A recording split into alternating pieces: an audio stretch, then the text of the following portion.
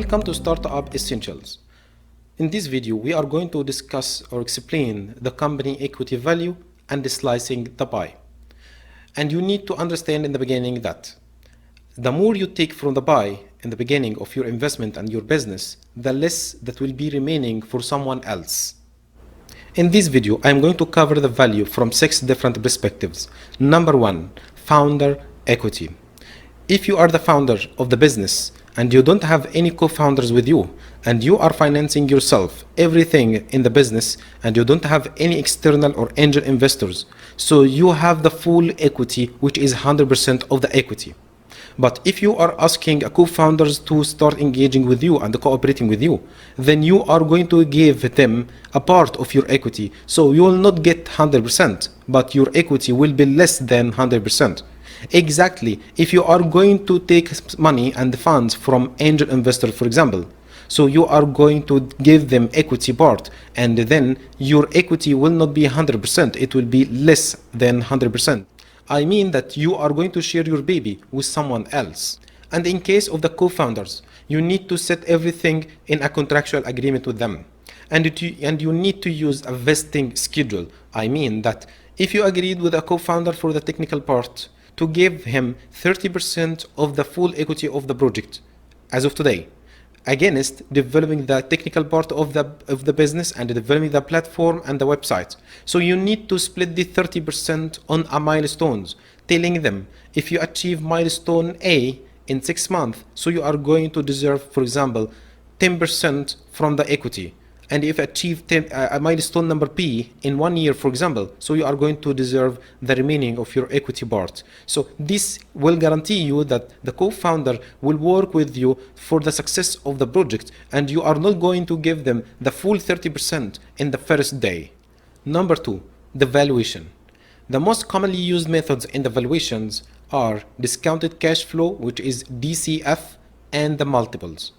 Discounted cash flow method, briefly and in a very simple way, means that you are going to project your cash flow for in the future for 5 years or 7 years or 10 years, and then you are going to discount and calculate the time value as of today for all of these future cash flow in order to calculate the time value of your business as of today. This is called discounted cash flow.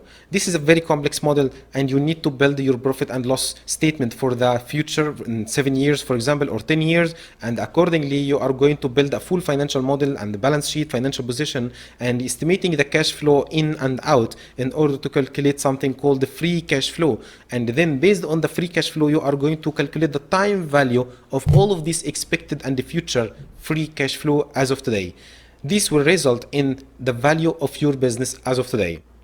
The second method of valuation is called multiples. How can we calculate the multiples? Simply look in the market. Which company in the market is working in a similar business for your company and have been sold during this year? Try to get the value of this company and divide it by their profit. For example, if the value of this company is 1 million and their profit is 100,000, then this company is sold at 10 times of their profit. So this 10 times is called multiple. You are going to take this 10 times and apply it on your company. Multiply this 10 times by your profit. The result will be the value of your business. Number 3, the investors. In most of the cases, when you are going to start up your business, you cannot finance the investment of your business from your own money. So you need the help from investors. So when you are going to offer the business for investors to start investing in your business, they are going to give you the money and fund against a percentage of the equity. Normally this percentage is in the range of 20-25% of the full equity, leaving the remaining equity for you. And why we prefer that the investors or angel investors get only 20-25% maximum from the equity? Actually, because they need to motivate you, they need to make you feeling responsible to achieve the success story of your business and to achieve the milestones. So we need to keep you committed and responsible to run your business and to achieve the success. Number 4, the formula. Let's assume that you calculated your capital requirements to start up your business and to develop the platform and the website and the applications and to purchase the license and to run the operations for the next 18 months, and the result of all of this capital and the cash requirement was 300,000. Then you are going to try to seek investor for your business and agree with that investor to get from him 300,000 against 30%, for example, of the full equity of the project. So the pre-money valuation, pre-money I mean before taking the money from this investor, means that you are going to divide the 300 by 30%. So the result will be $1 million. This is the value of your business as of today. Then you are going to take 300,000 from the investor. So the post-money valuation, which means that after taking the money from the investor, the value of the company will be the 1 million calculated before plus the 300 that you got from the investor. This is called post-money valuation. Number 5, dilution. By time you are going to grow your operations and you are going to expand to global markets, so you will need more investment. At each round of the investment, you need to make sure that the value of your company and your business is increasing. And if you are managing the operations properly and you are managing the risk in the correct way, you must expect to see the value of your business increasing. But on the other side, the size of your slice of the equity should decrease at each round of the investment. And that's because you are going to engage and involve more investors and getting more investment and put in the business. This will result in the size of your slice to decrease. Number 6, reality check. This is the final part to validate everything.